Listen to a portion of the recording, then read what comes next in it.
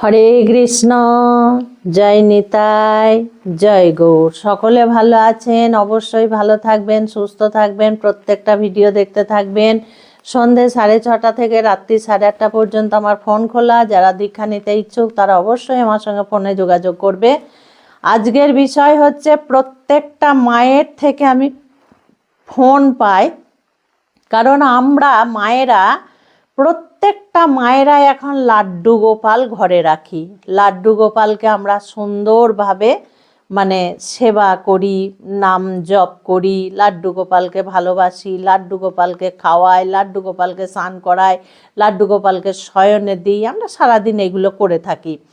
বিষয়টা এটা নয়, বিষয়টা হচ্ছে মায়েদের প্রশ্ন আমার কাছে। মায়েরা প্রশ্ন করো আমার কাছে যে, মা, আমরা যদি কোথাও যাই 4 দিনের জন্য, 10 দিনের জন্য, 2 দিনের জন্য, 1 মাসের জন্য, তাহলে আমরা লাড্ডু গোপালকে কি করব?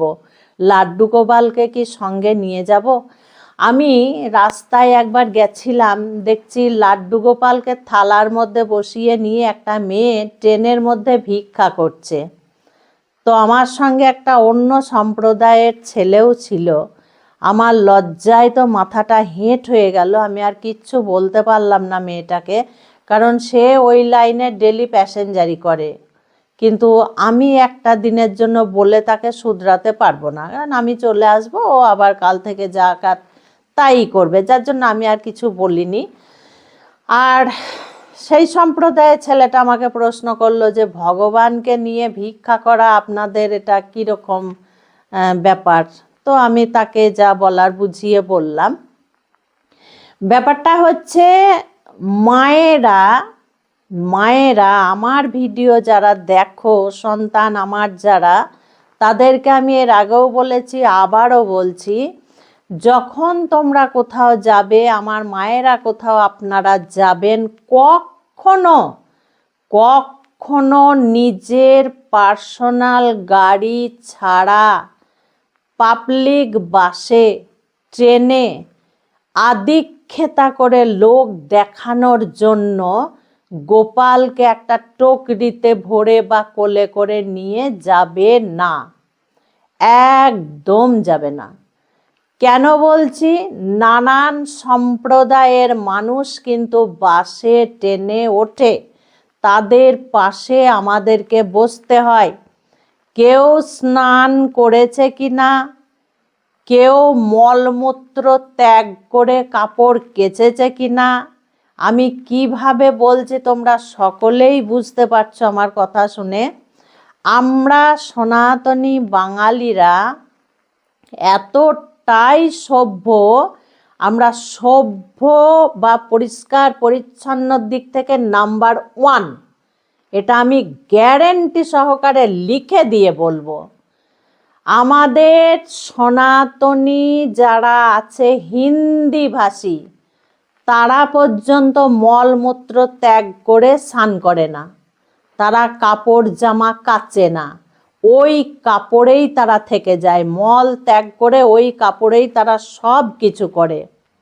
হ্যাঁ, আমি বলছি, কিন্তু আমাদের বাঙালি হিন্দুরা আমরা সেটা পারি না। যতই ঠান্ডা পড়ুক, যতই প্রাকৃতিক দুর্যোগ হোক, আমরা মল ত্যাগ করে স্নান করব, তারপরে আমরা ঠাকুর স্পর্শ করি। এটা কিন্তু অন্যান্যরা করে না।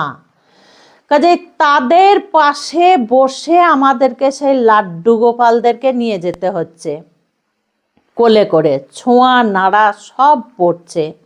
কার মন কেমন, কার কাপড় চোপড় কেমন, কার কে মারা গেছে অসুচ, আর ওই যে ট্রেনের সিট আর বাসের সিট যা নোংরা, যত রকমের খাবার দাবার তারা নিয়ে যায়, খায়, ওগুলোই আমরা যাই ঠিক কথায়, এক জায়গা থেকে অন্য জায়গায় আমাদেরকে পৌঁছে দেয়, এটা ঠিক কথা। কিন্তু বাস ট্রেনের মতো নোংরা জিনিস আর একটাও দেখা যায় না, কারণ সব সম্প্রদায়ের মানুষ ওঠে, সমস্ত খাবার দাবার নিয়ে তারা ওঠে।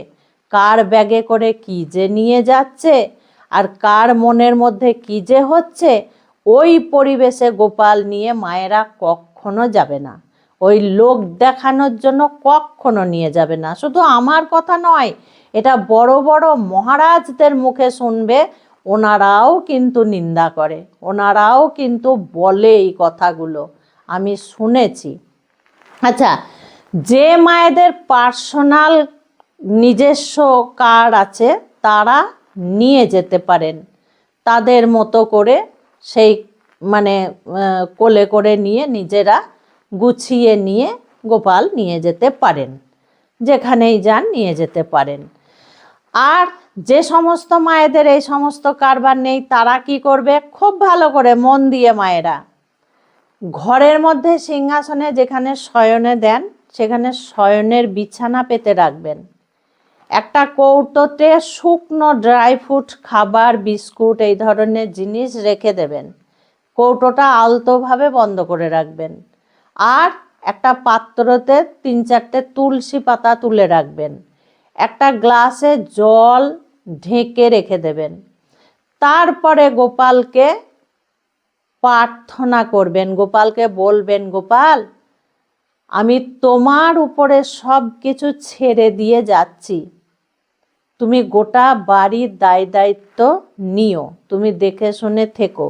আর এই যে খাবার, তুলসী জল রেখে গেলাম, তোমার যখন ইচ্ছে হবে তুমি খাওয়া দাওয়া করবে, আর তোমার সময় হলে তুমি শয়নে যাবে, আমি আবার আসবো, এসে তোমার সেবা করব, তুমি আমাকে ক্ষমা করো, নিয়ে যাওয়ার মতো উপযুক্ত জায়গা নয়। গোপাল খুব খুশি হবে। এ তো গেল একটা কথা।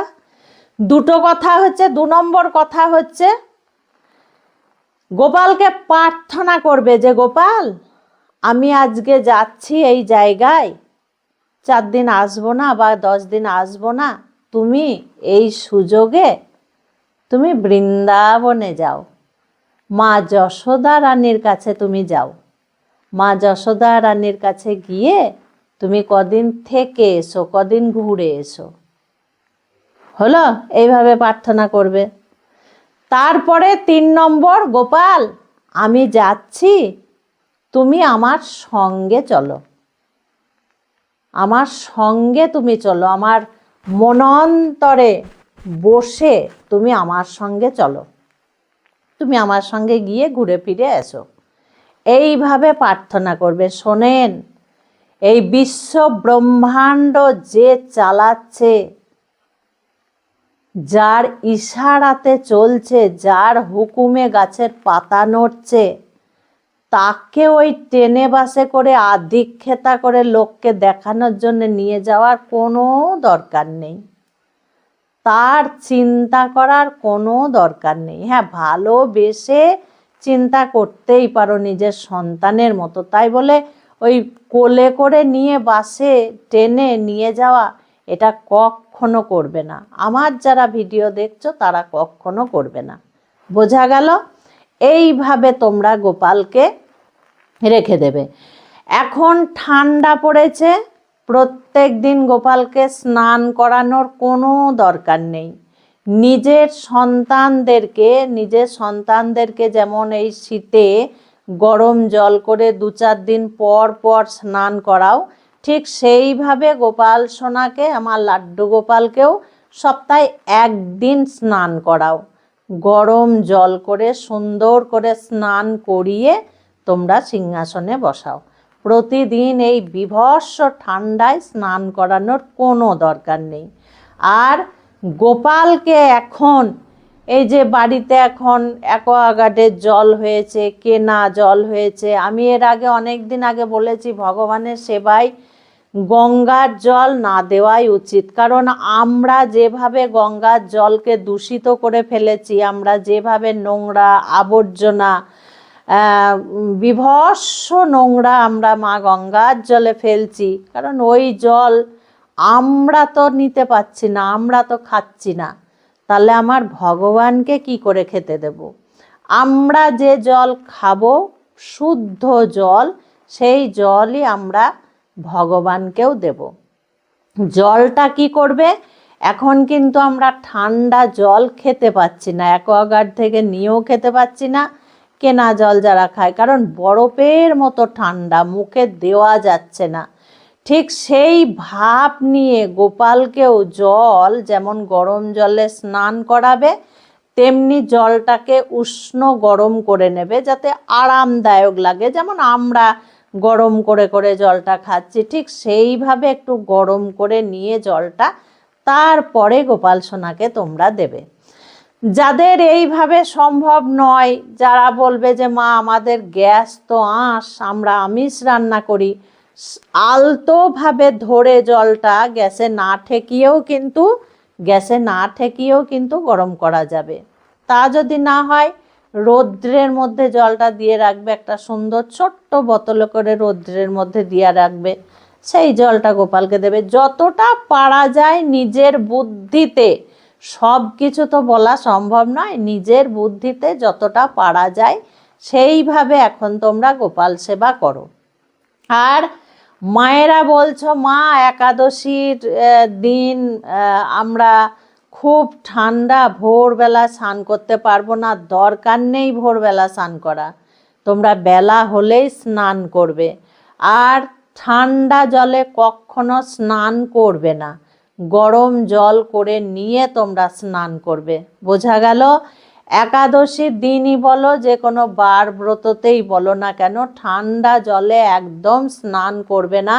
বুকে কিন্তু কফ বসে নিউমোনিয়া হয়ে যাবে, মৃত্যুর দিকে ঢলে পড়বে, বাঁচতে পারবে না, এই যা কনকনানি ঠান্ডা। মায়েরা বলছো মা আমরা প্রত্যেক দিন ঠাকুর স্পর্শ করি, মলমূত্র ত্যাগ করি, কি মাথাটা স্নান করতে মানে মাথায় জল দিতে হবে? কোনো দরকার নেই, গা ধুয়ে নেবে, গরম জলে গা ধুয়ে নেবে, তারপরে তোমরা গঙ্গার জল মাথায় দিয়ে নেবে। প্রত্যেক দিন চুল ভিজানোর কোনো দরকার নেই, মনে খুঁতখুঁতানি কখনো রাখবে না, মন পবিত্র করে তোমরা গোবিন্দর সেবা করবে। প্রত্যেক দিন এই ঠান্ডার সময় মাথা ভিজানোর কোনো দরকার নেই, বড় বড় চুল শুকাবে না, তোমরা খুব কষ্ট পাবে, ঠান্ডা লেগে যাবে। তখন কি হবে? ডাক্তারের ওষুধ খেতে হবে, 10 দিন বিছানায় পড়ে থাকতে হবে, গোবিন্দর সেবা তখন তোমাদের মাথায় উঠবে। এখন দিন অনুযায়ী, ঋতু অনুযায়ী আমাদেরকে চলতে হবে। বোঝা গেল? খুব ভালো থাকবে, সুস্থ থাকবে, এইভাবে প্রত্যেকটা ভিডিও দেখতে থাকবে। আজকে আসছি। হরে কৃষ্ণ, জয় নিতাই, জয় গৌর।